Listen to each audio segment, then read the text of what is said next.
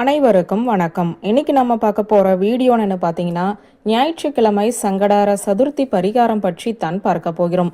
பாடாய் படுத்தி எடுக்கும் கடன் சுமையிலிருந்து வெளிவரத்தானே வாழ்க்கையில் இத்தனை பெரிய போராட்டம் நடக்கிறது.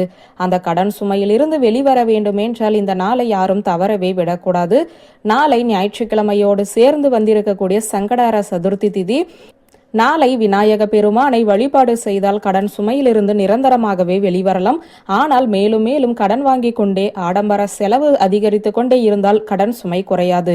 கடன் வாங்கவே கூடாது. வருமானத்திற்கு தகுந்தபடி செலவு செய்ய வேண்டும். சிக்கனமாக இருக்க வேண்டும் என்று நினைத்து இந்த பரிகாரத்தை செய்யுங்கள். வாங்கிய கடனை திருப்பி அடைக்கும் வரை புது கடன் வாங்கக்கூடாது என்று ஒரு சபதத்தையும் இன்றோடு எடுத்துக்கொள்ளுங்கள். சரி, நாளைய தினம் இந்த பரிகாரத்தை எப்படி செய்வது, எந்த ஒரு பொருளை விநாயகர் கோவிலில் நின்று தலையை சுற்றி போடுவது போன்ற முழு தகவலையும் தொடர்ந்து வாங்க பார்க்கலாம். இந்த கடன் சுமையை நமக்கு கொடுத்து நம்மை கேளிக்கை செய்து பார்க்கக்கூடிய வேலை யாருக்கு தெரியுமா? இந்த கேது கிரகத்திற்கு தான் இருக்கிறது. கேது நமக்கு தரும் கடன் துன்பத்தில் இருந்து நாம் தப்பித்துக் கொள்ள வேண்டும் என்றால் ஆணை முகத்தானை 5 கரத்தானை நாம் வழிபாடு செய்ய வேண்டும். இந்த விநாயகரை சங்கடார சதுர்த்தி என்று வழிபாடு செய்தால் சங்கடங்கள் தீரும்.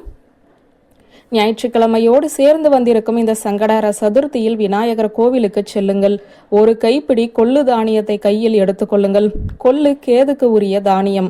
விநாயகரை மனமுருகி வேண்டி இன்றோடு என்னுடைய கடன் சுமையெல்லாம் என்னை விட்டு விலக வேண்டும்.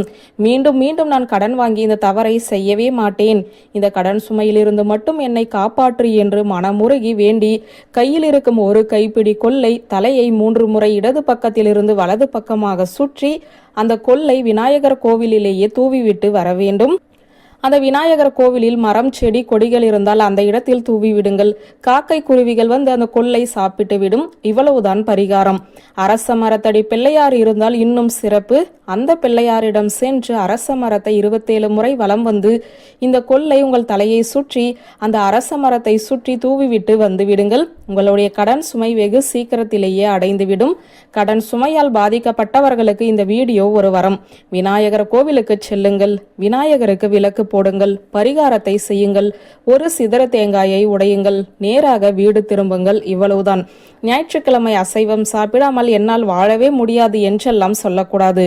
காலை 6 மணியிலிருந்து 7 மணிக்குள்ளாவது இந்த பரிகாரத்தை செய்துவிட்டு பின்பு உங்கள் வாழ்க்கை வழக்கத்தை தொடருங்கள் என்ற தகவலை சொல்லி இந்த வீடியோவை நிறைவு செய்கிறேன். நன்றி, வணக்கம்.